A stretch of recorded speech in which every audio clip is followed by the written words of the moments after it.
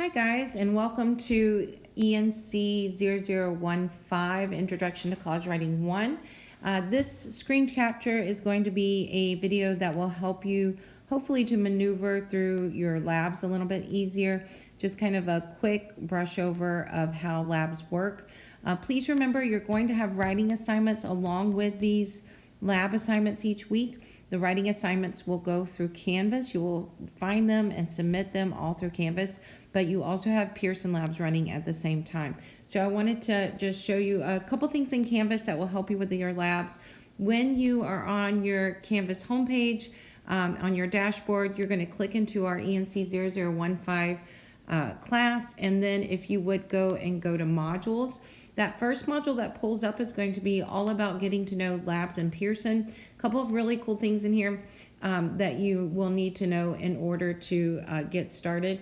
One of the things is that you have like a little cheat sheet here. It has your course ID. It has what you need in order to get registered. The next is actually a really cool handout. This will help you step-by-step procedure on how to actually get registered in Pearson and how to get all signed up. That will help, I think, tremendously. There is a guided learning path that I have put up for you, and this kind of just keeps track of what labs are due what week, and that will stay up for the entirety of the 7 weeks. I won't take it down or delete it. And then finally, there is a kind of a typed out list of instructions on labs that can help a little bit, but for those that are a little more auditory and visual and need something a little bit more than just those, I wanted to do this quick video to show you what labs look like. So when you get to labs and you click in, you are going to see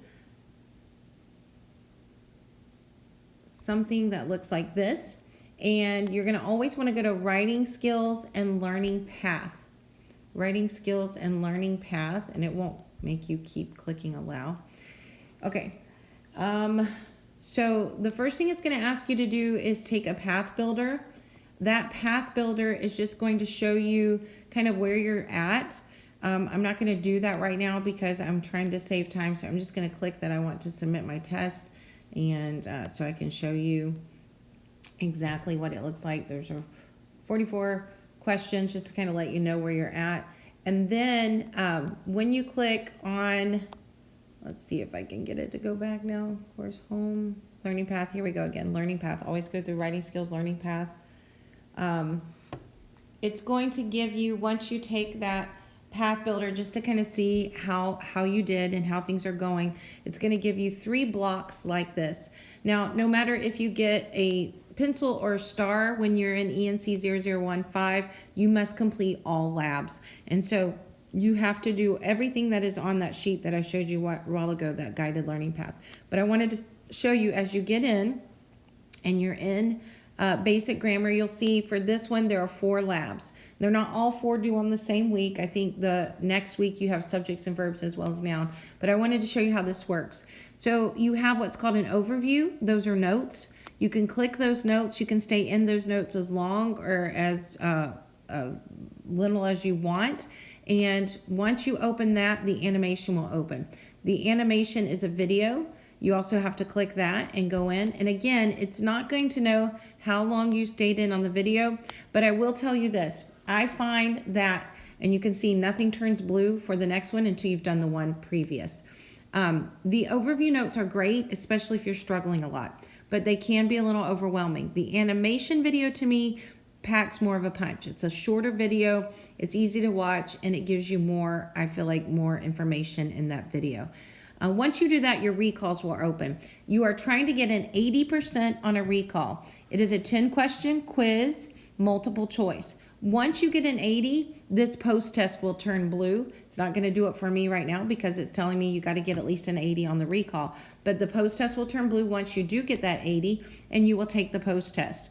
And you get 2 attempts on the post test, and it only keeps the highest score of the 2. So if you make a 40 on the first one and you're like, oh my gosh, I totally bombed it, take the next one, make an 80, it keeps the 80, okay? Be careful, it does the reverse. You take an, no, it doesn't. Yeah, you're good either way. All right, I was gonna say if you take the 80 and then you go back, take the 60, it's still programmed to take the highest of the two, so it doesn't matter. But on the recalls now, it does average. So you would need to be careful. If you go in on that first recall and make a 100 and you think, oh, well, maybe I don't really know what I'm doing. Let me do it one more time. And that time you make a 70, it's going to average the 170. So just make sure that you remember that. But on the post test, it definitely takes the higher of the two. And then you would just keep working your way through. Once you finish subjects and verbs, you go to nouns and making sure you're hitting these due dates for each of these post tests. Obviously, I'm going to be available to answer a lot more questions. I'm also going to be offering a couple of Zoom sessions to kind of help, but I thought a quick video would kind of help you to see